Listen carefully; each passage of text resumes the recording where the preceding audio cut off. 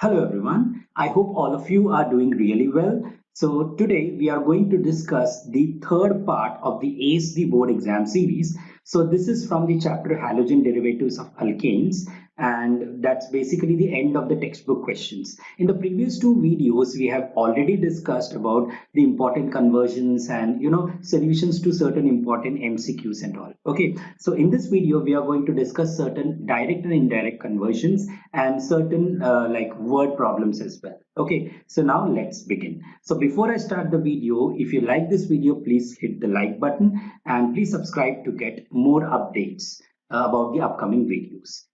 Yes, so now let's start. Okay, so this is basically HDA3 halogen derivatives of alkanes part 3.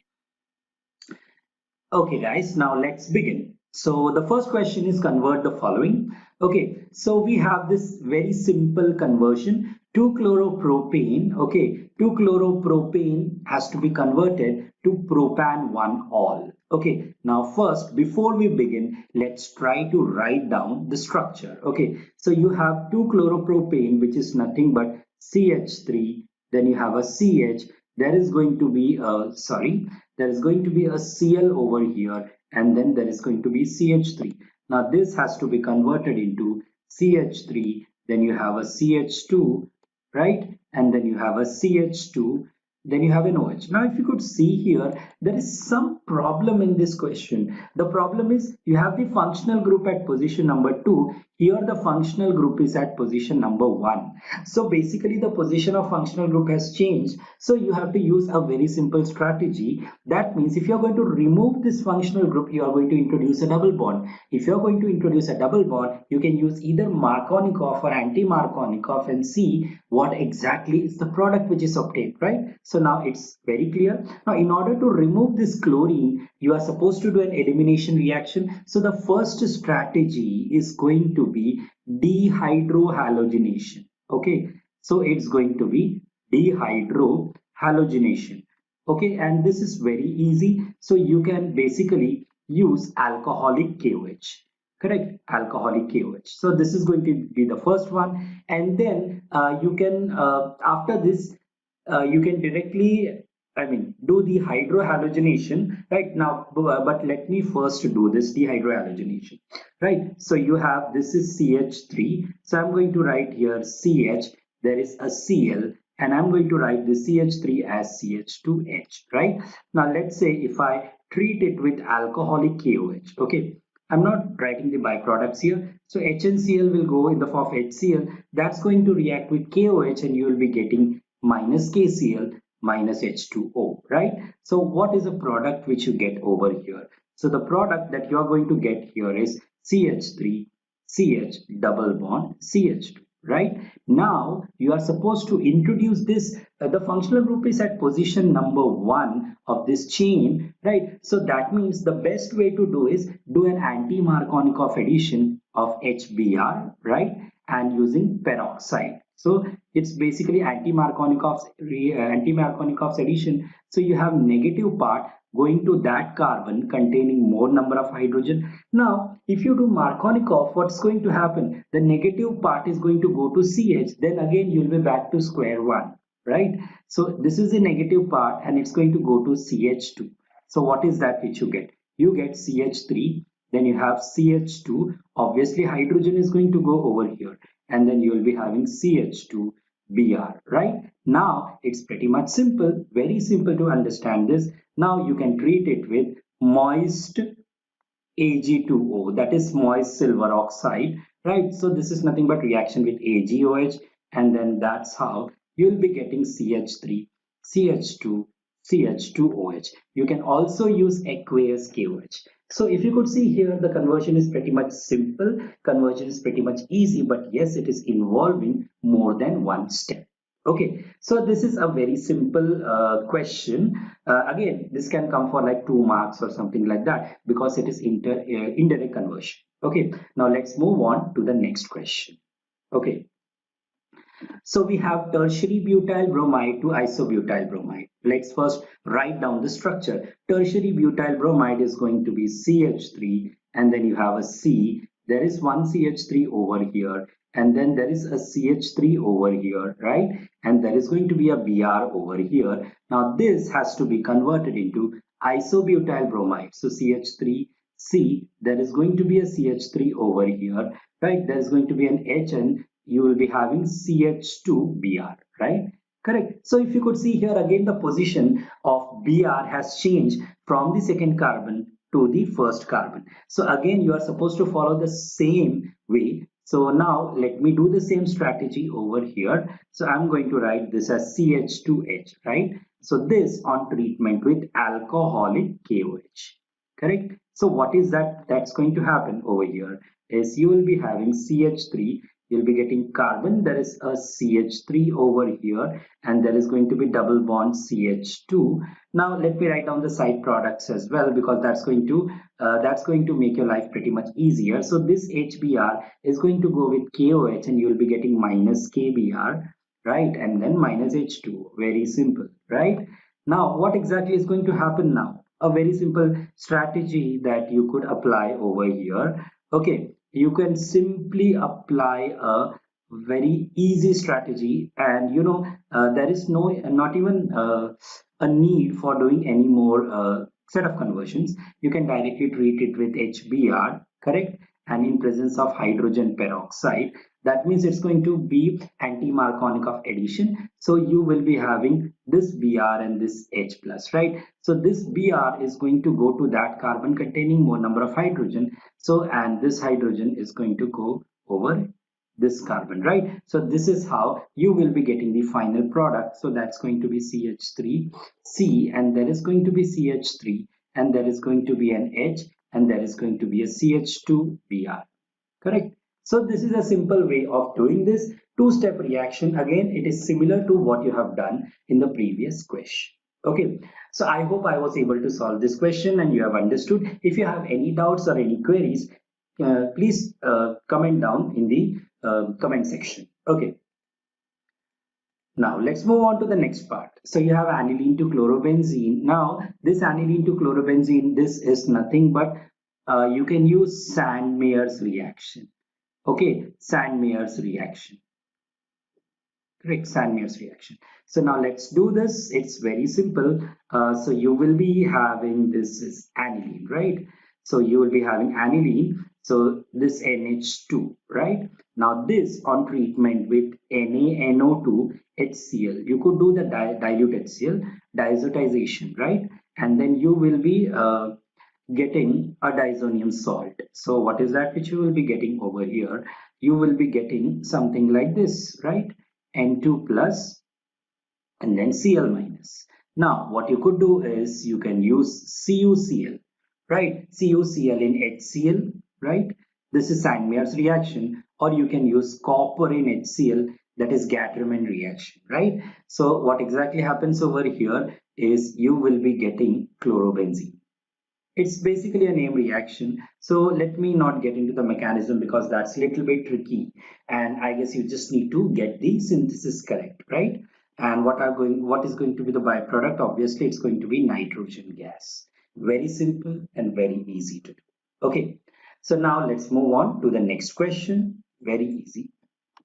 Okay, now the next is propene to 1-nitropropane. Okay, now this might look easier, but let's see how you're going to do this. So you will be having CH3, CH double bond CH2, right? Now this has to be converted into 1-nitropropane. That means it's going to be CH3, CH2, CH2NO2. Now, if you could see here, you might say that it's pretty much simple addition reaction, but so far there is no addition reaction that's going to incorporate NO2 directly in the molecule, right? So you can convert it into an alkyl halide and then do the reaction with AgNO2, right? So what exactly you're going to do over here? Very simple. Now, first things first, you want the functional group to be here. So I'm going to write the anti-Marconikov's addition. right? So you might be thinking that, so many questions, I'm only focusing on anti-Markovnikov's reaction. So because the reason is, can you see this? This NO2 is going to the terminal carbon, and terminal carbon is going to contain more number of hydrogens, right? So what exactly do you have? What exactly are you going to do here?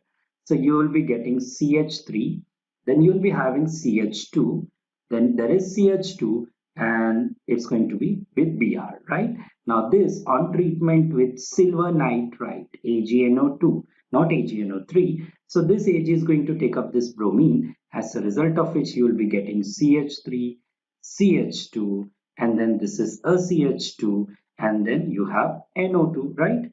So this is nothing but propene to 1 nitro propane, right? So this is the step number 1, and this is basically the step number 2. Very easy. Okay. Yes, so 3 to 4 conversions are over. Now let's move on to the next one. Wow. So these are the set of interesting questions that might make your life little bit difficult, but they are pretty much easy if you are able to understand the question.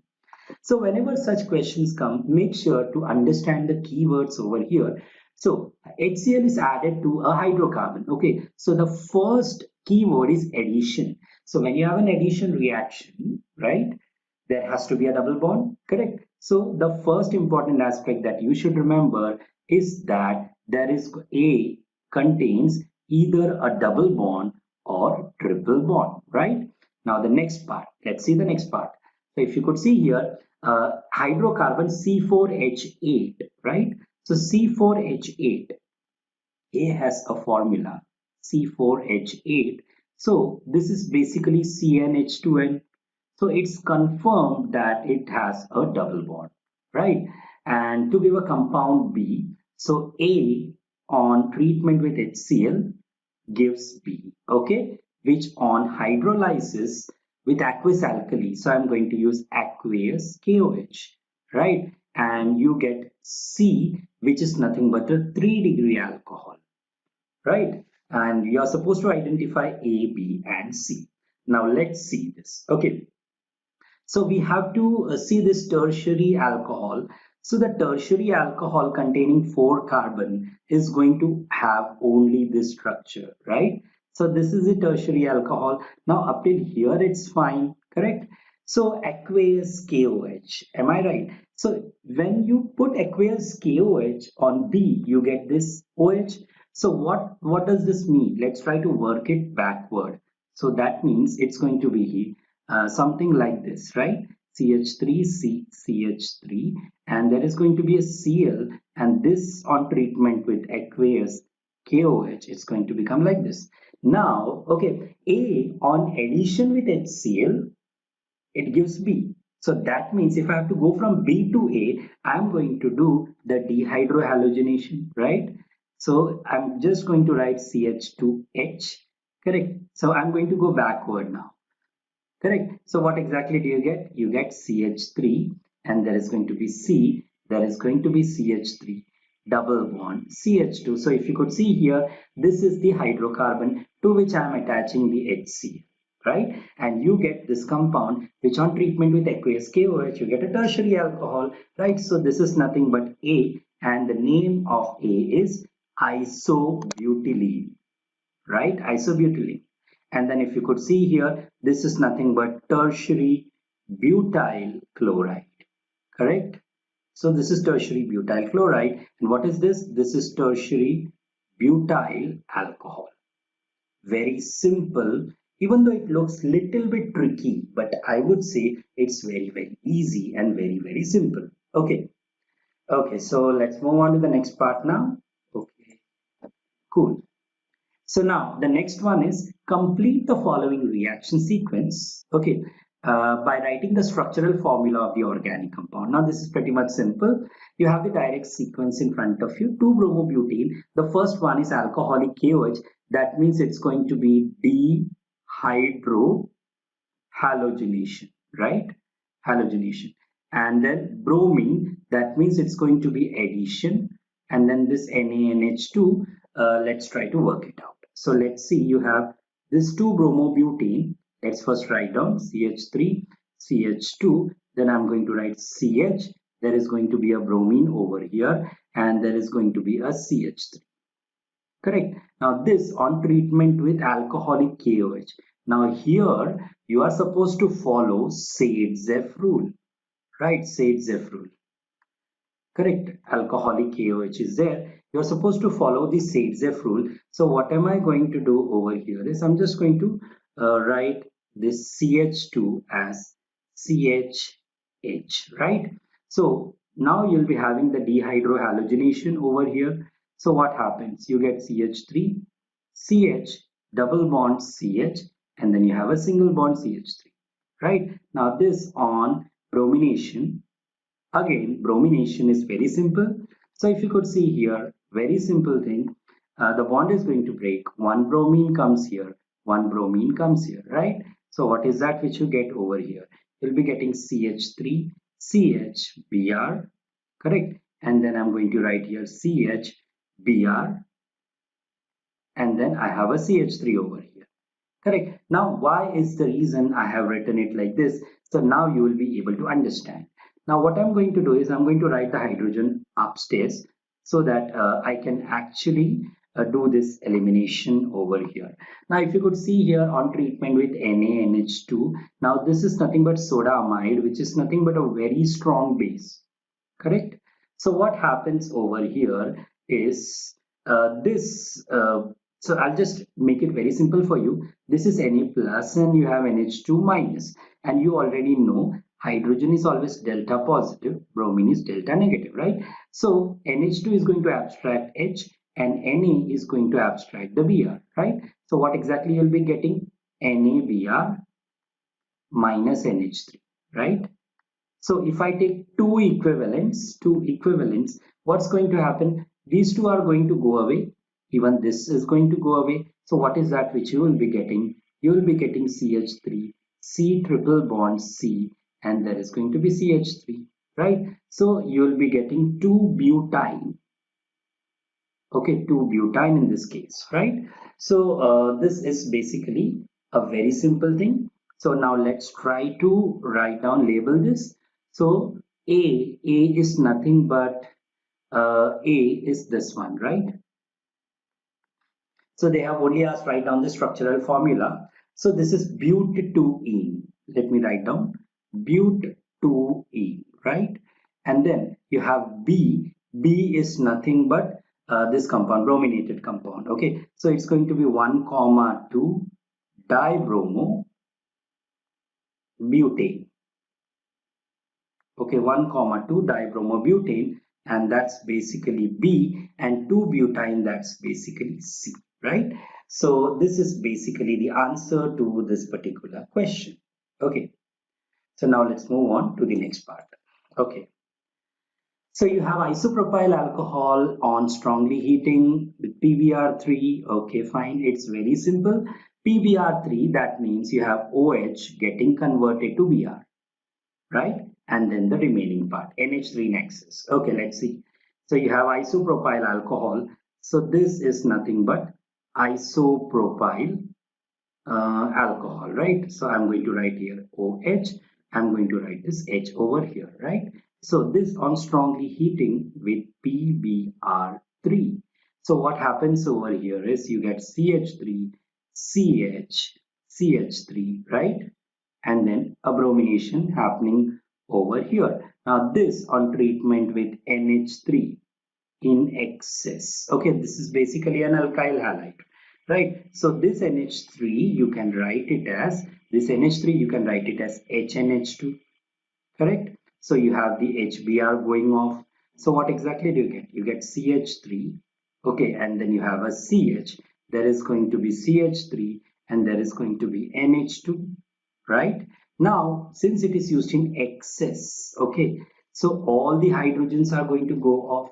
So what is that which you get? You will be getting CH3, CH, there is going to be a CH3, and there is going to be 3 times, because you know these two hydrogens will also be eliminated, and you will be having N. You'll be getting a tertiary amine, right?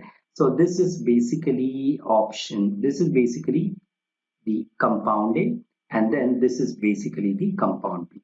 If they would not have written X's, then B would be this. Okay, so I think this is pretty much simple to understand, right? Okay. So here we go. We have this interesting question. Now you have been given a vinyl halide. Okay. So if you could see here, this is nothing but a vinyl halide, right? And a resonance is shown. If you could see here, correct, giving partial double bond character. So name the type of halogen derivative. It's basically a vinyl halide, right? Vinyl halide. Because you already know when X is on sp2 carbon, right? You call it as vinyl. Very easy. Now comment on the bond length of the CX bond. Okay, so if you could see here, earlier it was CHX single bond. Now it has become CH double bond X with a positive charge, right? So what happens? This is going to be a long bond and this is going to be a short bond, right? So what happens? Okay, so the length, CX bond length decreases, okay, due to the partial double bond character. Can react by SN1 mechanism? Well, the simple answer is no. Okay, so there is no possibility for SN1 reaction mechanism over here. Okay, now why it cannot react using SN1 reaction mechanism? And the first reason is the partial, okay, partial double bond character. Okay, partial double bond character of CX bond, right? And this basically you can say bond length decreases, so that means the bond energy increases. That means CX bond cannot break, right? CX bond cannot break. So this is basically a very simple way to understand this. So since the CX bond is not going to break, so that's it, right? It cannot react by SN1 mechanism. Okay, so I hope this was pretty much easy.